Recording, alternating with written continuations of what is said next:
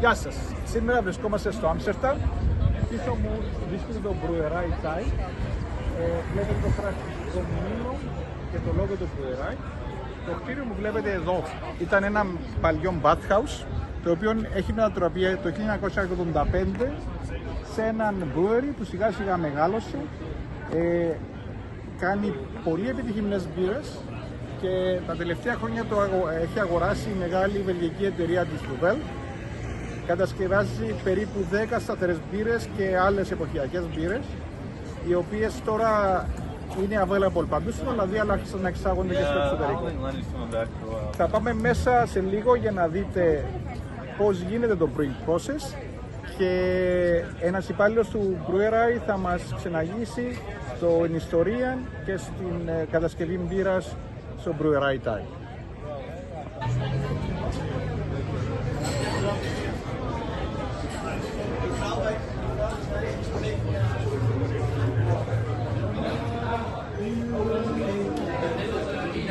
Is wel vragen. Zeker. Daar niet. Want ze hebben daar maar één tap natuurlijk. Ja, dat is ook wel zo makkelijk om dan gewoon lekker alleen niet te doen. Maar het is wel een uitkomst hoor, daar aan de andere Het kant. is echt, je wil niet weten. Dus van, in het begin was ik echt sceptisch en dacht van ja, hoeveel gaat hij nu doen? Maar dat gaat perfect. Dit gaat zoveel sneller met dat ding. En ook Als gewoon het druk is het snel, easy, heerlijk. Ja.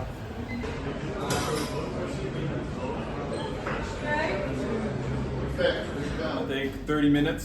I'm gonna try to tell you as much about the history of this place, because it has not always been a brewery. And then in the last 15 minutes, I'm gonna show you around how we brew the beer. First, one disclaimer: I do not brew the beer. I'm not an expert in beer brewing, but I'm an expert in putting it in a glass and drinking it sometimes. Maybe we have some more people over here. But is there someone who has brewed beer before? Never? Perfect, then I am the expert. So yeah, I always start with a little bit history about this place.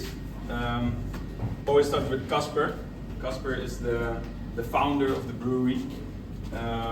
He founded the brewery in 1985. But before this was a brewery, this place had another function. Has anyone read it already? Any guesses if you look around? Molen Sorry? was a mill. A windmill, yeah. The windmill is not ours. It is, over here we have the old logo. It is a very big eye catcher, the brewery. And this is the best part, the highlight.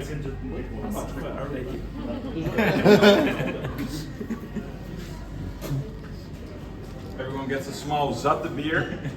And I will explain in a minute where this beer originates from. I don't want any more. Where you start with, it comes from the land, and you spread it on a very big surface, and you sprinkle it with water. And they're basically very small seeds, and what happens when you give a seed water? Little plant will come out. But you don't want the plant to come out, you only want to activate all the enzymes and the sugars that are inside these grains. So that happens in a different place. We get it over here.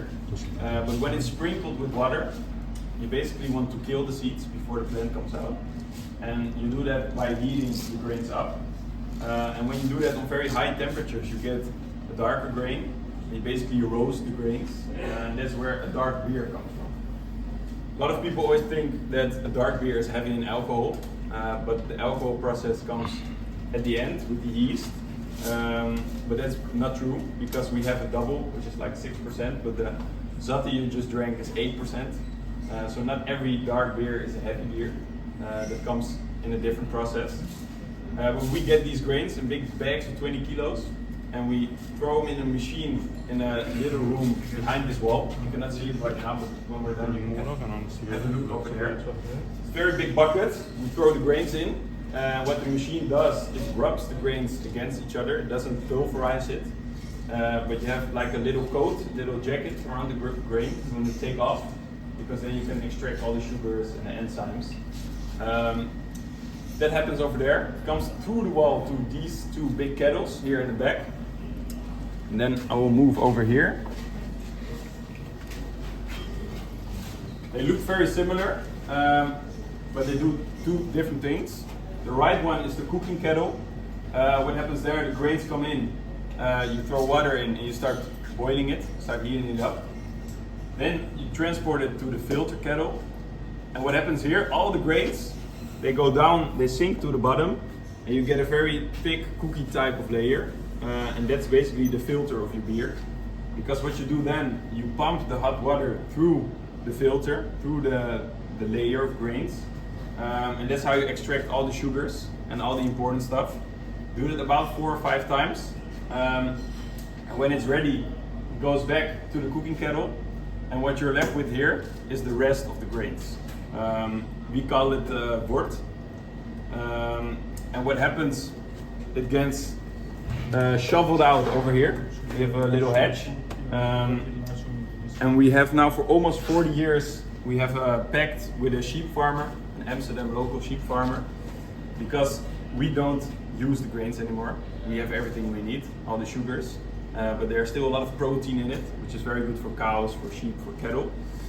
So for 40 years now, we have a sheep farmer in the north of Άμsτερνταμ who collects the grains, gives it to the sheep. Sheep become big and strong. They produce sheep milk. And with that sheep milk, sheep cheese is made. And we get the sheep cheese back and sell it here in the kitchen.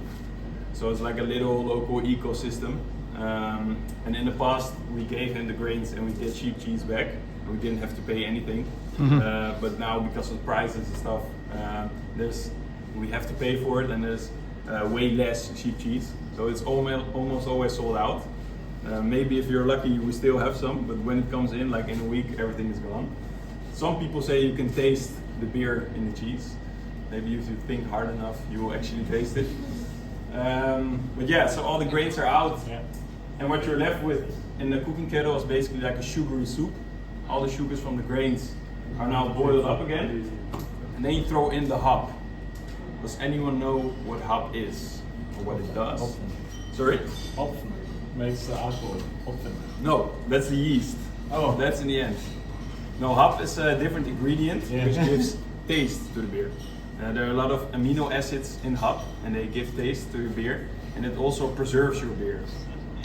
The more hop, the more alcohol, right? No, No? the alcohol comes from the sugars. Sugars. From the grains. But the hop gives taste to your beer and preserves it longer. And every beer gets 1 hop, except for the IPA, that gets a 2nd hop, and that's why it also tastes so bitter, because hop has a bitter taste, and you can preserve an IPA longer. So you throw the hop in. I will show you in the end how it looks like. You can smell it. You throw it in, you boil it again. All the amino acids come in your beer, and then we pump it through to the back room. We're gonna move over there. A little bit smaller over here.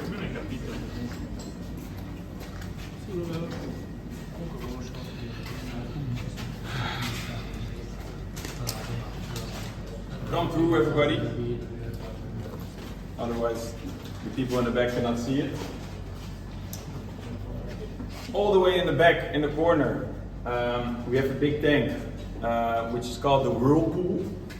What happens in the whirlpool, your beer is turned around, and all the sediment goes down. I always compare it to the local swimming pool. You have that one pool that turns around, which you like when you're a kid. That's what happens in the whirlpool. What happens, all the excess grains, the sediment goes down to the bottom, and we pump the beer from top to bottom out of the tank. So it's basically a second filtering process. And up until this point, everything is done on high temperatures. But when you're going to work with the yeast in these tanks, you have to bring it down. So we have to cool the beer, and that's difficult to see, but what happens is that warm beer gets transported along cold water, and the heat is given to the cold water. And that warmed up water goes back into the tank over there. And that way we can preserve heat and brew more efficiently, because then we can use the hot water again for the second brewing process. But we cool it down to around 28, 29 degrees, because then the beer goes into these big tanks. These are the yeast tanks. And does anyone know what yeast does or what it is? Eat sugars and make some alcohol. Yeah, exactly. Fermentation. That's the process, how it's called. Content. Yeah. So you have all the sugars from the grains, and yeast are very small animals. They're like microscopic organisms, And I will say they eat the sugars, they burp CO2, and they pee out alcohol. That's basically fermentation. So the sugars are made into alcohol and CO2, and they are living creatures, so you have to keep it around 28, 29 degrees, because if you go higher they die, if you go lower they die. So it's a very specific process. Takes around 3 to 4 weeks, then you have your alcohol percentage. And when the yeast is done, we can reuse the yeast for like 2 or 3 times, but after that they die and you cannot use them anymore. Funny thing, the yeast is the most secret ingredient from every brewery. Ours is, I don't know where ours is locked up, but Heineken stores it at the Royal Dutch Bank, where all the gold is kept, because the yeast is so important for your beer. Nobody can know what type of yeast you have, what type of family tree of the. And Kasper always said that he found his yeast from a fallen truck somewhere in Amsterdam. But we do not store it over here. You can have a look if you want, but you will not find it. But that's a very, very funny thing that it's so secret. Some brewers, they keep it in safes. But yeah, it takes around 3 to 4 weeks. Then you have your alcohol, you have your CO2. But the CO2 can build up very high in these tanks. And if you would just leave it like that, they would explode. So you have to release the pressure. And now nothing is being brewed, but normally it gets released into these pipelines, and it goes into a little jacuzzi, a little liquid. Because if you would just release CO2 over here, we would all suffocate and fall to the ground. But there's a little liquid that neutralizes it, so we can walk here and the brewers can do their work. It's always funny to see, but I see today nothing is being brewed. But yeah, when your yeasting process is done, you basically have your beer, you have your taste, you have your alcohol, your CO2, but your beer is not ripe yet. And normally what you do, you put it in bottles, and you wait for around 3 to 4 weeks before your beer is ripe. But over here we have very big tanks in the basement, so everything goes down into the tanks. We wait around 3 to 4 weeks before it's done, and then it goes straightly onto tap. We don't bottle over here, because everything we brew over here is purely for the brewery. So everything is brewed and goes straightly to tap. But the other places in Amsterdam, we have another brewery down the street, and that puts it in bottles and it gets transported. So if you want to try, some people say that you can taste the difference if you drink an eiwit here and in another bar in Amsterdam, because over here it comes straight from the tank, and over there it has to get transported and it comes from bottle. So you have got 2 distillers, you got 2 brewers. Yeah, we have one over here, and we have one down the street, and the one down the street is for all of the places in Amsterdam, all the other bars. And then back in Belgium, there's a very big brewery that's for the whole of the Netherlands. Okay. It's like 100 times bigger than this. So here you only make the one that you serve at the bar here? Yeah. Okay. It looks big, but it's actually very humble and small. I don't know if you've been into the Heineken brewery. They have like tanks that are like 20 meters high. So it's very humble over here. But still a lot of beer is made here, and like I think a whole batch like this is, especially in summer, is drunk in 1 week. So there's constant brewing. Also the personnel is a little bit, they also like to drink, so that helps. But it's mostly the people who come here. But yeah, then you have your beer, you go straight on tap. And with the IPA, after the yeasting process, you throw another hop in. And that's where you get your second hop, and that's typical for an IPA. It's the same hop or different variety? Same hop. Same hop. Yeah, same hop. You mentioned that this tank can get overpressure. What is the safety relief wall here? Oh, I don't know. I'm not the expert. Yeah, because you need some kind of protection against overpressure. Yeah, I think you can see the pressure over here in bars, but I don't know exactly how it works. You would have to ask the brewer. But you're safe over here. It will not explode. No, But yeah, that's how we brew our beers. A lot of information. Any questions? So you said it's there's the bigger brewery in Belgium. Is this now related to the Duvel ownership, or it's somewhere else? Yeah, it's the factory of Duvel. Okay. So yeah. They are ready to be doing it for years. Belgium. Yes. Yes. Yeah. Okay. Yeah. No more questions? Was I that good today? Yes. Perfect. That's good to hear. Thank you. Well, then I'm going to show you this plaque here on the wall. for the last part. This is another example of the history in this building, because when the bathing house was built in 1887, so more than 100 years ago, there was a very rich Jewish businessman who went around Europe and donated his money to kingdoms, to businesses. So on the 70th birthday of our king, I think it was Willem II, in 1887 he donated like 100,000 euros to build local buildings, which this bathing house was one of. And in honor of his name they put this plaque in, and it has been here for over 100 years. So that's another funny example of the history that is inside of this building. And if you look up here, you can see the windmill. You get a good impression also why it's the biggest wooden windmill in the Netherlands. And that's because it's built inside of a city, so you have to go very high up to catch wind. Yeah, pretty big thing. We have a lot of windmills in the Netherlands, but on the flatlands you don't have to go very high up to catch the wind. So that's why it's built so high up. And then for the last part, we're gonna go to the beer wall. On the top shelf, you can see all the original logos where Kasper started with. And over here are all the modern logos.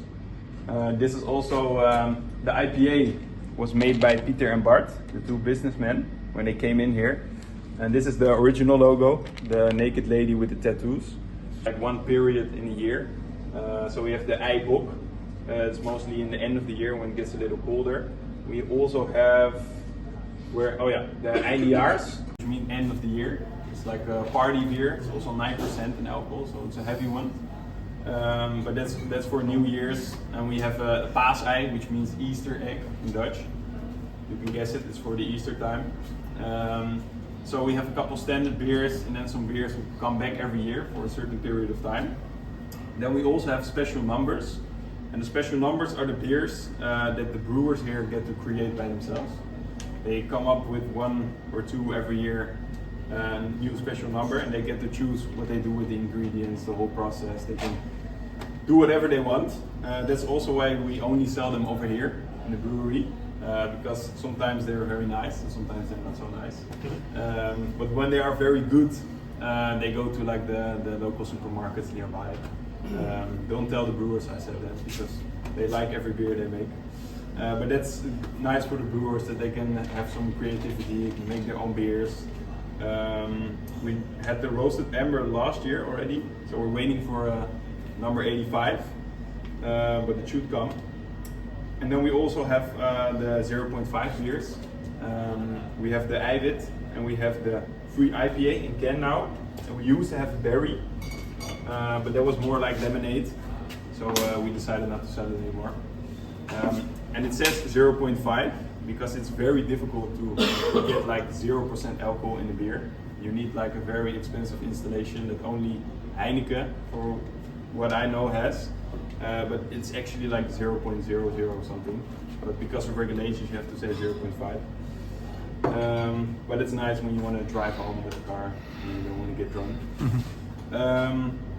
And then for the last part, the jenever. Does anyone know what jenever is? Grandfather of gin. Yeah, the grandfather of the gin. That's, you can call it that. It's a lot like gin.